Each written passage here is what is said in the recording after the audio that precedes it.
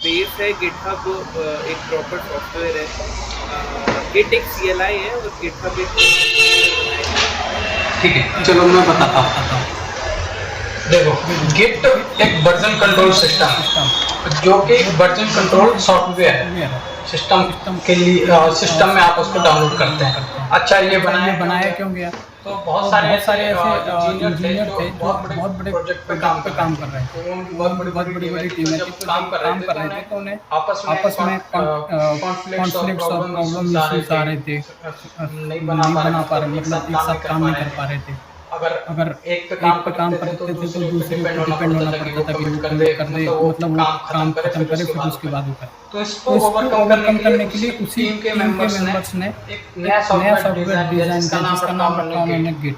Basically Git क्या करता है? वो वर्जन कंट्रोल, उसके काम में ही, मतलब उसके नाम में ही काम है उसका, वर्जन कंट्रोलिंग करता है। मतलब अगर किसी फाइल में कोई एक वर्जन की फाइल है, मान लो ऋषभ ने ए नाम की फाइल डेवलप की, तो उस फाइल में जो भी चेंजेस होंगे वो गिट मतलब ट्रैक करता रहेगा, और अल्टीमेटली ट्रैक करता रहेगा जब तक कि आप उसको कमिट नहीं करते हो, ट्रैक करता रहेगा, और जब भी चेंजेस होंगे सब ट्रैक करेगा। तो बेसिकली जो गिट है वो आपके जो भी कोड में अगर आपने किसी भी फाइल में उसे मतलब इनिट किया, इनिशियलाइज किया, तो उस फोल्डर की सारी फाइल्स को ट्रैक करेगा। ठीक है, और वो उस डेटा को अपने फोल्डर होता है डॉट गिट करके, जो कि दिखाई नहीं देता है। हर जिस भी फाइल पे आप काम कर रहे होते हैं उसमें वो बनता है, तो वहाँ पे वो रखता है। तो मैं वो भी दिखाता हूँ कैसे वो रखता है, वो सारी चीजें। ठीक है, और बेसिकली गिटहब क्या है कि गिट हब का यूज हम अपने किसी भी जो भी हमने सॉफ्टवेयर बनाया उसको डिप्लॉय यानी कहीं पे एक रिमोट पे रखने के लिए यूज करते हैं, क्योंकि क्लाउड बेस्ड मतलब चीजें हो गई, सारा कुछ हो गया, तो हमें अपने जो भी काम कर रहे हैं उसको एक जगह रखना पड़ेगा जिससे सारे लोग देख पाएं कि हाँ भाई क्या काम चल रहा है। तो इसलिए गिटहब का यूज किया गया। बेसिकली गिटहब एक बेस है जहाँ पे आप कुछ भी रख सकते हैं, अपने फोल्डर फाइल्स कुछ भी वहाँ पे रख सकते हैं, और उनका एक्सेस आप किसी को भी दे सकते हैं। उसको इनिशियलाइज करा सकते हैं एज ए प्राइवेट, पब्लिक, और मेनली दो ही टाइप है ना, प्राइवेट और पब्लिक। ठीक है, तो गिट तो ये हो गया। ठीक है, वर्जन कंट्रोलिंग के लिए यूज किया जाता है। सबसे पहले हमें गिट डाउनलोड करना पड़ता है, डाउनलोड करके फिर उसको कॉन्फ़िगरेशन करना पड़ता है। कॉन्फ़िग के लिए कमांड्स, देखो कॉन्फ़िग के लिए दो कमांड्स बेसिकली होती हैं। पहले तो आप जाओगे डाउनलोड कर लोगे गिट को जो आपके सिस्टम में आ जाएगा। ठीक है, फिर गिट बेस के लिए उसका खुद का टर्मिनल है, वो भी डाउनलोड कर सकते हो। फिर आपको कॉन्फ़िगरेशन करनी पड़ती है, आपको बेसिकली अपने गिटहब अकाउंट से, जिससे वो लिंक हो जाते हैं गिट और गिटहब। तो उसके लिए दो कमांड आप चलाते हैं, गिट कॉन्फ़िग ग्लोबल, और जो भी आपका यूजर नेम है, जो भी यूजर नेम आपका गिटहब का वो डालना पड़ेगा आपको, और उसका ईमेल भी डालना पड़ेगा। ठीक है, जो भी गिटहब में है। तो ऐसे आपके दोनों एक साथ कनेक्ट हो जाएंगे, गिटहब और गिट। ठीक है, इतना समझ आया?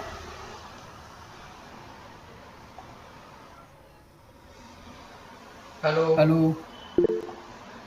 जब ओके, फिर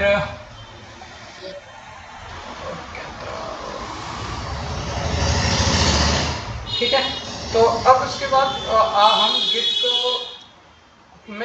गिट को जब हम अपने सिस्टम में यूज़ करना होता है, मान लो हमें किसी भी प्रोजेक्ट को क्रिएट कर रहे हैं, तो हमें अगर गिट को यूज़ करना है तो हमें बेसिकली सबसे पहले उसको अपने सब जो भी फोल्डर पे काम करना है उसमें हमें इनिशियलाइज कराना पड़ता है। इनिशियलाइज मतलब गिट को उसको एक्सेस देना पड़ता है कि हाँ आप इस पे आ जाओ और इसको ट्रैक करना। तो उसके लिए सबसे पहली कमांड होती है गिट इनिट, इनिशियलाइज करता है। ठीक है, किसी भी एक डेमो कर सकते हो क्या, कोई रफ? हाँ, डेमो भी देता हूँ मैं आपको, प्रॉपर डेमो बताऊंगा कैसे गिट कहाँ स्टोर करता है, कैसे फाइल बनती है, वो सारा बताता हूँ। तो गिट इनिट कर सकते हैं, जैसे कि मेरा ये फोल्डर है, आप देख पा रहे होगे फाइल मैं काम कर रहा हूँ, तो इसमें सबसे ऊपर जब मैं git init करता हूँ तो एक फाइल बनती है .git, ठीक है। तो ये वो फाइल है, यहाँ पे वो फाइल है जहाँ पे गिट अपनी सारी इंफॉर्मेशन रखता है कि आपने कौन सा लास्ट टाइम कमिट किया था, अभी कमिट कौन सा है, कॉन्फ़िगरेशंस क्या है, सारी कुछ फाइल्स। देखो ये 4 कॉन्फ़िगरेशंस हैं गिट की। हाँ जी, बेसिकली गिट क्या करता है कि हमें इनिशियलाइज कर लिया, गिट करके हमने अपने फोल्डर पे अपने जिस भी फाइल में काम करना है उसमें हमने इनिशियलाइज करा लिया। उसके बाद एक फाइल बनती है, सबसे पहली फाइल जो बनती है वो होती है git.git, ठीक है। उसमें मल्टीपल फोल्डर्स होते हैं, जो कि ये दिखता नहीं है। इसमें मैंने कुछ एक्सटेंशंस का यूज करके मैं ये फाइल शो करा रहा हूँ आपको। तो ये ऐसे इसमें सारा डेटा रखता है गिट अपना, जो भी आपने पोस्ट किया है, आपने मर्ज किए हैं, वो सारी डिटेल्स इसमें रखता है, ठीक है। लॉग्स रखता है, आपका हेड कहाँ पे है अभी, ये देखो ये पूरा डिटेल्स रखे हुए हैं। कितनी बार मैंने कमिट्स किए हैं, कौन कौन सी ब्रांचेस हैं, अभी करंट हेड कहाँ पे है, सारी डिटेल्स। फिर इसके बाद हम गिट को आगे काम कराने के लिए हम आगे कमांड यूज करते हैं, जैसे कि गिट कमिट के जैसे गिट स्टेटस कमांड का यूज हम करते हैं कि जो भी हमने चेंजेस किए हैं वो ट्रैक कर रहा है गिट कि नहीं। देख पाएंगे कि जितनी फाइल्स उसमें मैंने चेंज किया गिट वो बता देगा कि हाँ इतनी फाइल में चेंजेस किए हैं आपने, ठीक है। हम उनको गिट कमिट करते हैं। क्यों गिट कमिट करते हैं? क्योंकि हम गिट को बता रहे होते हैं कि जो फाइलों पे हमने काम किया है इन फाइलों को आप रख लो, मतलब आप इनको ट्रैक कर लिए, इनका डेटा अपने पास रखो कि हाँ ये ट्रैक है, अब आप स्टैश कर दिया, कमिट हो गया, वो डेटा उसके पास पहुंच गया, ठीक है। वो एक हैश बना के उस रख लेगा, हैश आईडी, ठीक है। फिर अगर आपको वापस उस कमिट में जाना है तो आप उस हैश का यूज करके वापस उस कमिट में चले जा सकते हैं। अगर उधर जाके चेंजेस करने हैं, आपको कुछ गलत हो गया तो वो वापस कर सकते हैं। तो ये होता है। जैसे अभी मैं स्टेटस किया, ऐड करूंगा तो ये सारी फाइलें कमिट के लिए रेडी हो जाएंगी, ठीक है। सारी फाइल देखिए बता रहा है कि इतनी सारी फाइल्स को मॉडिफाई कर दिया है आपने, ये सारी फाइल्स। फिर मैं गिट कमिट करता हूँ, क्योंकि गिट कमिट करते टाइम हमें एक मैसेज भी देना होता है, जो कि ये सेव हो जाता है कि हाँ इस पूरे काम के लिए आपने एक मैसेज दिया। और इसका एक शॉर्टकट तरीका है, अगर आप नहीं बार गिट ऐड करना है तो हाइफन गिट कमिट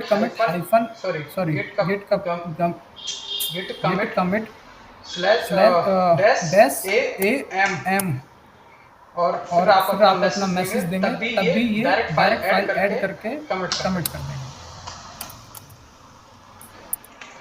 स्टेटस करने पे वापस सारी स्टेटस शो हो जाएगा। क्योंकि अभी मैंने सारा कमिट कर दिया है तो वर्किंग ट्री होती है वो क्लीन हो चुकी है। मतलब अभी कुछ किसी भी फाइल को कोई चेंजेस नहीं है गिट के हिसाब से, सारा उसके पास पहुंच गया है, अप टू डेट है। और गिट पोस्ट करने पे जो भी मेरे लोकल होस्ट में चेंजेस हैं वो तो गिट ने रख लिए। अब उस चेंजेस को मैं चाहता हूँ एक कॉपी गिटहब के पास भी रहे, हाँ भी मेरा अपडेटेड रहे। तो मैं उसको बेसिकली गिट पुश करके और जो भी ओरिजिनल मेन होगा, अगर मेन ब्रांच में कर रहा हूँ तो ब्रांच का नाम दे सकता हूँ और जो भी ब्रांच होगी वो दे सकता हूँ। लेकिन अब ब्रांच का कॉन्सेप्ट क्या होता है अभी जैसे ग्रेट ब्रांच मैं अपने ब्रांच में पोस्ट करता हूँ तो पुश हो जाएगा सारा कोड, ठीक है। ब्रांच का स्टेटस बता दिया मैंने, गिट ऐड क्यों करते हैं, रीसेट भी कर सकते हैं और डिफरेंट करना हो, मतलब पहले कमिट में क्या चेंजेस किए थे, इस कमिट में क्या चेंजेस हुए हैं, तो दो कमिट को लेकर आप डिफरेंस कर सकते हो गिट डिफर करके। रीसेट भी कर सकते हो फाइल को। कभी-कभी हमें जरूरी नहीं होता कुछ चेंजेस किए और हमने कमिट ही करा, हम उसको स्टेज कर सकते हैं। तो उसके लिए कमांड होती है ठीक है। ब्रांचिंग का सीधा रूल यही था कि बिना मेन ब्रांच को डिस्टर्ब किए सभी लोग अपना अपना काम करें, और जब मर्ज करना हो तो उसके लिए पुल रिक्वेस्ट जनरेट करें, और पुल रिक्वेस्ट जनरेट करके फिर अगर कोई मर्ज कॉन्फ्लिक्ट नहीं है तो उसको मर्ज किया जा सके। तो ये फंडा था। उसके लिए ये हम अपने एक ब्रांच बना लेते हैं, गेट ब्रांच का नाम देके, ठीक है। फिर हम ब्रांच से एक ब्रांच से दूसरी ब्रांच में स्विच कर सकते हैं, चेकआउट कमांड से, ठीक है। और मर्ज भी कर सकते हैं। अगर ब्रांच हमें नहीं करनी यूज तो मर्ज कर लो, सारा उसका डेटा मर्ज हो जाएगा मेन से। अगर मर्ज नहीं करनी डिलीट भी कर सकते हो। गिट लॉग कमांड का यूज दिखाता हूँ मैं आपको। जैसे मैं यहाँ पर गिट लॉग करता हूँ, सारा जितना भी मैंने कुछ भी किया होगा वो मुझे शो करा देगा। देखो अभी मैंने किया चेंजेस, तो ये बता रहा है इसका ये हैश होता है, ये जो भी नंबर ये देख पा रहे हैं ये सारा हैश है, गिट हैश। ये इस हैश में जितने भी फाइल्स में चेंजेस थे, क्या चेंजेस है, इस हैश रेफरेंस में उसने सारा स्टोर करके रखा है, ठीक है। अभी हेड कहाँ पे है वो बता रहा है।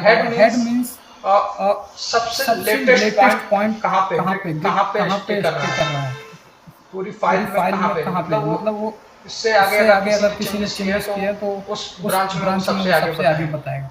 तो ये होता है। ये देखो डेट इसमें सब बताता है। गिट लॉग करोगे अपने तो देख पाओगे कि ऑथर कौन है, और मेरा यूजर नेम, ईमेल, डेट के साथ क्या मैंने चेंजेस किए हैं वो सारे।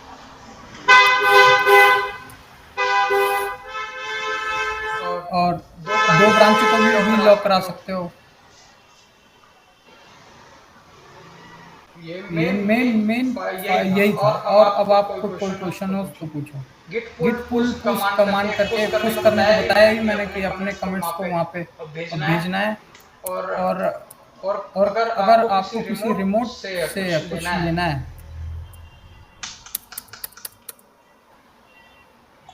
तो मुझे गिट पुश करना पड़ेगा, पुल करना पड़ेगा। सॉरी, गिट पुल करूँगा तो जो भी अगर मेन ब्रांच से मैं चाहता हूँ कि जो भी main branch up to dated है उससे जो कोड है वो मेरी लोकल होस्ट में आ जाए, तो मैं गिट ओरिजिन मेन पे ऐसे करूँगा, कमांड लिखूँगा। और वो जो भी मेन में जो भी डेटा होगा, अगर मेरा डेटा उससे अलग है तो वो मेन वाला लोकल सिस्टम में मेरे आ जाएगा। जो कि मेरा अप टू डेटेड है तो दिखाएगा कि मर्ज हो चुका है। ये ORT एक स्ट्रेटजी है जिसके थ्रू मर्जिंग होती है, तो वो बता रहा है।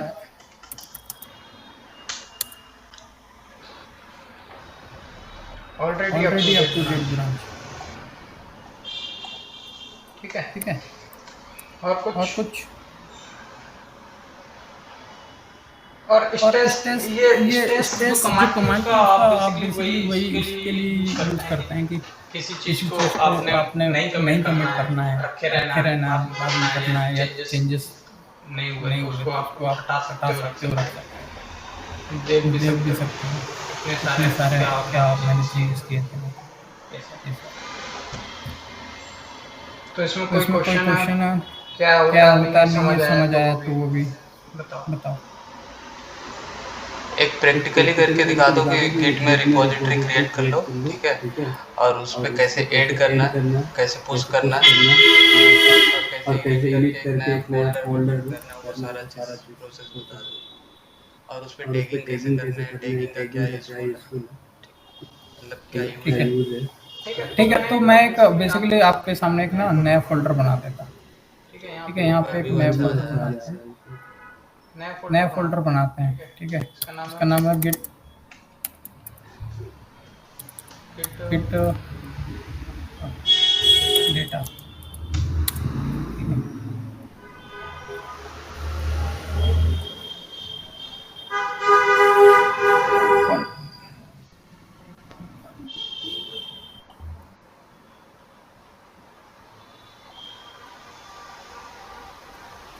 ठीक है। तो सबसे पहले अगर मैंने कोई फोल्डर बनाया, उसमें मान लो मैं कोई भी फाइल बनाता हूँ और MD करके कोई भी फाइल बना सकते हो आप। मैंने ये बनाई, ठीक है। अब मैं चाहता हूँ कि इस फोल्डर में अब मुझे काम करना है, तो सबसे पहले मैं अपने गिट को इनिशियलाइज कराऊंगा इसमें, ठीक है। तो उसके लिए मैं गिट इनिट करते ही ये सारा इसमें मेरे गिट की फाइल बन गई। देख सकते हैं यहाँ पे हुक्स है, ये उसका पर्सनल डेटा है, इंफॉर्मेशन में ये क्या क्या बनाया है ये सारा बता देगा। ऑब्जेक्ट्स रेफरेंस कहाँ से लेता है, सारी चीज़ें उसका। अभी हेड कहाँ पे, अभी कहीं नहीं है, खाली है, मास्टर ब्रांच पे ही, ठीक है। फिर अभी ऐसे ये हो गया गेट इनिट, यानी गेट फोल्डर इनिशियलाइज हो चुका है अब आपके। अगर गेट स्टेटस करोगे तो भी देख सकते हो। अभी data.md फाइल करके एक फाइल है जो कि कुछ चेंजेस हुए, लेकिन गेट इसको ट्रेस नहीं करता। लेकिन मैं जैसे ही इसको गेट ऐड करूँगा, अब देखूँगा तो ये इसको ट्रैक कर लिया होगा और आपको दिखाएगा कि ये न्यू फाइल एक बनी है, ठीक है। जैसे इसको मैं गिट कमिट कर सकता हूँ, मैं कमिट करूँगा, यानी मैं गिट से कह रहा हूँ कि ये फाइल अपने पास रख लो, इसमें जो भी डेटा है उसको आप होल्ड कर सकते हो। तो मैंने कर दिया और उसका कोई मैसेज दिया, क्रिएट न्यू डेटा फाइल, ठीक है। ये देखो ये कमिट हो। अब इसको कैसे हम गिटहब से वो करते हैं। बेसिकली मैंने पहले बताया कि गिटहब कनेक्टेड है ही आपके अकाउंट से,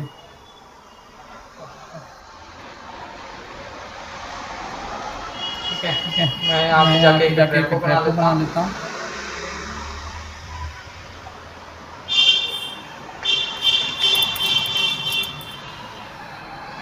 ठीक है, जो कि एक खाली रेपो है। यहाँ पे कमांड्स का यूज़ करके भी आप देख सकते हो कैसे वो बनाना, मतलब यूज़ कर सकते हो। इन कमांड्स का यूज़ करके भी आप एक लोकल रेपो से गिटहब से कनेक्ट कर सकते हैं। कमांड्स का यूज़ मैं भी इन्हीं का यूज़ करता हूँ। सबसे पहले मैं एक गेट रिमोट ऐड वाली कमांड लेता हूँ। ये बेसिकली इस रेपो को मेरे लोकल वाले फोल्डर के साथ कनेक्ट करने के लिए यूज होती है, जो कि मैं बताता हूँ उसको कि गेट मेरे जो भी फोल्डर में काम कर रहा हूँ उसको रिमोट से कनेक्ट कर दो। रिमोट ओरिजिन का एड्रेस दे दिया मैंने, ये मेरे रेपो का एड्रेस है। जैसे ही करूँगा अब ये हो गया, ठीक है। अब क्योंकि देखिए यहाँ पे लोग बेसिकली गिट के पास पुराना वर्जन में गिट पहले मेन ब्रांच ना रख के मास्टर रखता था, मतलब नाम उसका मास्टर हुआ करता था। लेकिन बहुत सारे अपडेट्स आने के बाद गिट ने और माइक्रोसॉफ्ट का है, उन दोनों ने ये कहा कि जो भी चेंजेस होंगे वो मेन ब्रांचेस पे। बेसिकली वो आपको एक कमांड देते हैं कि आप अपने ब्रांच का नाम चेंज कर लीजिए। जैसे बहुत सारे वर्सल और रेंडर, ये जब भी आपके गिट से अगर आप लॉगिन करोगे तो मेन ब्रांच ढूंढते हैं। तो उस चीज़ों को एक्सेस करने के लिए मेन ब्रांच हमें नाम चेंज करना पड़ता है। मैंने नाम ऐसे चेंज कर लिया। उसके लिए तो कुछ नहीं करना होता, बस ब्रांच एम और ब्रांच का नाम मेन मास्टर से अभी मेन हो गया, यहाँ पर दिख रहा होगा यहाँ पर, ठीक है। अब मैं गिट स्टेटस करूँगा तो nothing to commit but print clean, मतलब कुछ भी अभी मैंने कमिट कर चुका हूँ, लेकिन अभी मैंने इसे पुश नहीं किया है, ठीक है। गिटहब में उसके लिए बेसिकली सीधी कमांड ये लेते हैं, उठाया यहाँ से और यहाँ पे पुश कर दिया। यहाँ पे देखो तीन चीज़ें हो चुकी हैं और यहाँ पे अगर मैं रिफ्रेश करता हूँ तो यहाँ बेसिकली वो फाइल आ जाएगी, ठीक है। data.md जिसमें मैंने कुछ नहीं लिखा था। अगर मैं इसमें कुछ लिखता हूँ, ठीक है, इसमें कुछ भी लिखता हूँ, ठीक है। और मैं फिर स्टेटस करूँगा, बता देगा कि फाइल में चेंजेस किए हैं आपने, ठीक है। देखो मॉडिफाइड बता रहा है, ठीक। अब मैं वापस से इसको गिट ऐड करके देखोगे तो ये फिर से स्टेटस देख सकते हैं आप, मॉडिफाइड मॉडिफाइड अब अब ये ये ऐड ऐड हो हो चुका चुका है, है, मतलब मतलब गेट गेट को हमने को हमने परमिशन दे दी है कि इसको आप रख रख सकते हैं और उसके लिए फिर मतलब प्रॉपर बताना है तो उसके लिए फिर हमें कमिट करना पड़ता है। बेसिकली हमें उसको उसको परमिशन देनी होती है। कमिट के साथ उसका मैसेज होता है, मैसेज में मैसेज में कुछ कुछ भी आप उस उस फाइल में फाइल में जो भी किया काम उससे किया उससे रिलेटेड रिलेटेड कुछ भी लिख सकते हो। सम हम चेंजेस, चेंजेस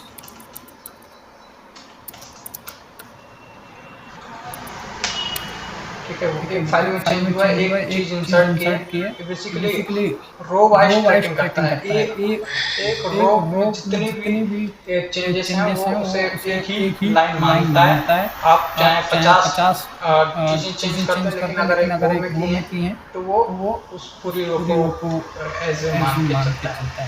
रो बाय ट्रैकिंग एक रो को ट्रैक करता है। अभी मैंने ये चेंजेस किए, इंसर्ट कर दिया, कमिट हो गया। अब मैं इसको वापस पुश करके मैं सीधे सीधे इसको अपने ओरिजिन मेन में भेज सकता हूँ।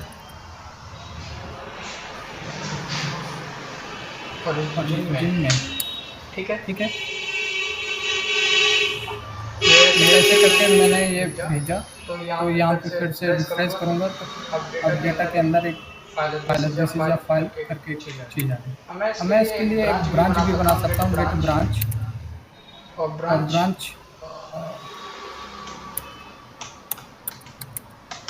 और मैं अपना कोई भी ब्रांच दे सकता हूँ। ब्रांच हो गई, बड़ा कर लो CMD बड़ा कर लो CMD को बड़ा कर लो, देख लो। सॉरी गेट चेकआउट करूँगा तो मैं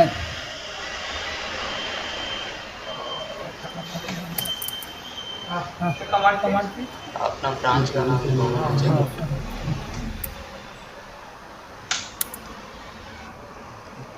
नहीं गेट चेकआउट चेकआउट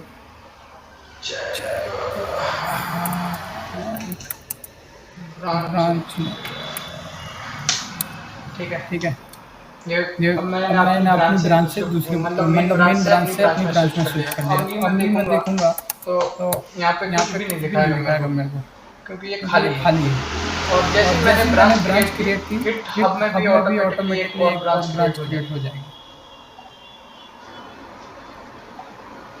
यहाँ पे मैं कुछ चेंजेस करता हूँ, फिर देखो।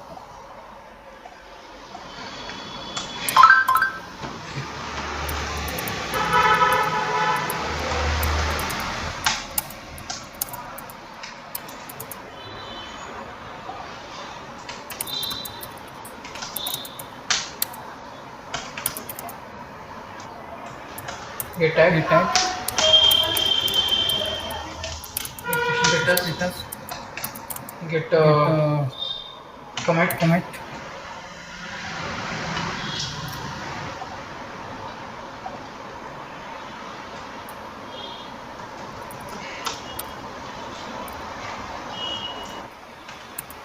ये मैंने अपनी ब्रांच पे किया, तो ये मेरी ब्रांच पे हो जाएगा। जो कुछ भी चेंजेस मैंने किए।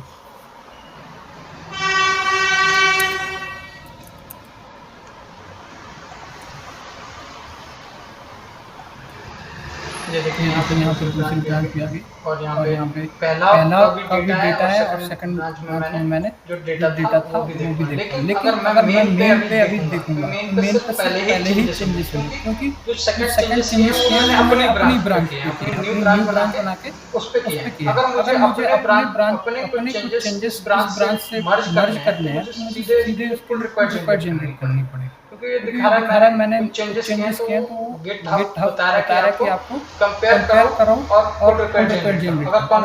अगर सेम फाइल में चेंजेस हैं और सेम लाइन में भी चेंजेस हैं तो कॉन्फ्लिक्ट्स आ सकते हैं। तो इसके लिए मैं चेक करता हूँ कि कॉन्फ्लिक्ट्स हैं कि नहीं। सबसे पहले मैंने जैसे चेक किया, क्रिएट किया। अभी क्योंकि मैंने ब्रांच में काम किया था पहले और उसको पुश कर दिया था, फिर मैंने अपनी ब्रांच बनाई और उस पे काम किया और पुश किया तो मेन ब्रांच में कोई उसी फाइल में किसी और ने चेंज किया नहीं, तो उसमें मर्ज कॉन्फ्लिक्ट है नहीं, तो मैं इसको ऐसे पुल रिक्वेस्ट जनरेट करके पुल मर्ज कर सकता हूँ। मर्ज करूंगा, अब ये जो भी डेटा था तो मेन ब्रांच में भी अब शो होने लगा। कोड में दिखाता हूँ। डेटा में देखो, यहाँ पे मेन ब्रांच का डेटा में भी आपको वही डेटा दिख रहा है और मेरी ब्रांच के डेटा में भी वही डेटा दिख रहा है। अभी दोनों में सेम ही, अभी दोनों का हेड एक ही पोजीशन पे है। और इसको देखने के लिए एक बहुत अच्छा एक्सटेंशन है, वो भी देख सकते हो। बताता हूँ, गिट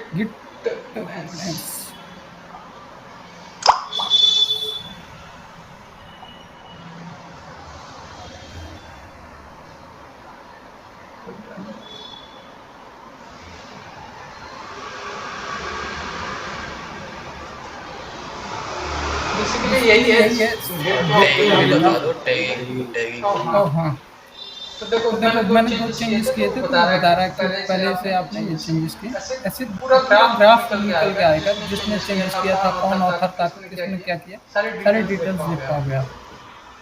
इसको डाउनलोड करके देख सकते हो आप, बढ़िया एक्सटेंशन है। कौन क्या कर रहा है, गिट टैग वाला यार, गिट कैसा git tag. Navneet, any idea about tagging? Tag के बारे में कुछ आइडिया है? Any idea about tag git tag? git tag? नहीं, no idea. अच्छा, जनरल अगर ऐसे ही पूछूं तो टैग क्या होता है? टैग मतलब HTML टैग वैसा कुछ? नहीं, नॉर्मल लाइफ में लाइक टैग करते हैं ना, जैसे आप वहाँ जाते हैं ना मॉल में, और करने के लिए जैसे प्राइस टैग हो गई, आपका रियल लाइफ में देखते होगे, शॉपिंग करते हो तो प्राइस टैग हो गया, ठीक है, लेबलिंग टैग हो गई, और जितने भी प्रोडक्ट्स होते हैं सब में टैग होते हैं कि लाइक मतलब अलग अलग टैग्स होते हैं। तो इसी तरह इसमें भी सॉफ्टवेयर के केस में क्या करते हैं, जैसे कुछ चेंजेस हमने कुछ इस पहला वर्जन्स में किए, ठीक है, पहला वाला मतलब जो भी ड्राफ्ट है उस पर मैंने काम किया, राइट, और उसको मैंने चेंज करना है, मतलब कि उसको लेबलिंग देना है कि भाई आपका वर्जन ये वर्जन में ये चेंजेस हुई, तो उसकी एक टैग लगा दो उस सॉफ्टवेयर पे। जैसे हम किसी भी एक फाइनल प्रोडक्ट होती है, लाइक कपड़ा है, ठीक है, और रो कपड़ा बन के एक मतलब एक स्टाइलिश सी कपड़ा बन गई, एक इन प्रोडक्ट बन गई, ठीक है, और उसका वो प्रोडक्ट को हम क्या करते हैं, लास्ट में लेबलिंग करते हैं कि ये इसका प्राइस इतना होना चाहिए, राइट। तो वही चीज़ हम सॉफ्टवेयर में ये करते हैं कि हम सॉफ्टवेयर को डेवलप करने के बाद लास्टली जब हम वर्जन कंट्रोल करते हैं तो उसमें एक टैग लगा देते हैं कि वर्जन 1 में ये चेंज कर दिए हैं, और उस चीज़ को हम गिट में गिट टैग के नाम से जानते हैं, मतलब उस तरह से लेबलिंग किया जाता है एक्चुअली। मतलब सिंपली किसी चीज को मार्क करना। हाँ, मार्क करना कि आपका ये टैग में मतलब ये वर्जन में ये चेंज हुई, और उसका जैसे आपको एक दिखाता हूँ मैं शेयर करके, राइट।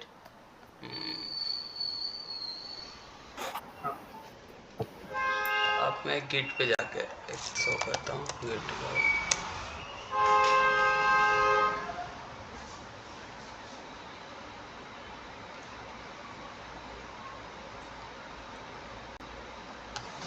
यहाँ पे टैगिंग दिख रहा होगा, देखो रिलीज, नहीं तो यहाँ पे देख सकते हो, यहाँ पे ब्रांच एंड टैग्स, ठीक है। इसका मतलब होता है किसी सॉफ्टवेयर में जितने भी क्या बोलते हैं वर्जन है ना, उस पर क्या क्या हमने चेंजेस किए हैं, ठीक है, तो उसका एक लेबलिंग लगा देना हर वर्जन में, वर्जन ये इस पर ये चेंज हुई, राइट। मतलब जो भी चीज़ें चेंजेस किया आपने शुरुआत वर्जन से, जो भी लेटेस्ट वर्जन है तुम्हारा, उसमें क्या चेंजेस किए हैं आपने, वो सारा टैगिंग करके हम मेंशन करते हैं, लाइक फिर अदर वर्जन में हम मूव फॉरवर्ड करते हैं जो भी चीज़ है, ठीक है। तो जैसे कि पहला वर्जन में ये था कि मेरा ऑथेंटिकेशन था, ठीक है, और ऑथेंटिकेशन पहला वर्जन में था। फिर सेकेंड वर्जन में मैंने सोचा कि नहीं, इस पर व्हीकल मॉड्यूल या ऑर्डर मॉड्यूल ऐड होना चाहिए। तो सेकेंड वर्जन के लिए तुमने क्या टैगिंग करोगे कि मैंने ऑर्डर मॉड्यूल और व्हीकल मॉड्यूल मैंने चेंजेस किया, और उसको एक टैग दे दोगे। तो उसके लिए सिंपली क्या होता है, एक गिट टैग करके एक आता है, उसका कमांड आती है, राइट। मैं तो इस तरह से एक कमांड होता है git tag का। जब भी हम git tag अगर लिखूंगा एक केवल ये 2 वर्ड, ठीक है, कमांड पे cmd पे, तो वो लिस्टेड कर देगा कि प्रीवियस मेरे कौन कौन सा टैगिंग हुए हैं, ठीक है।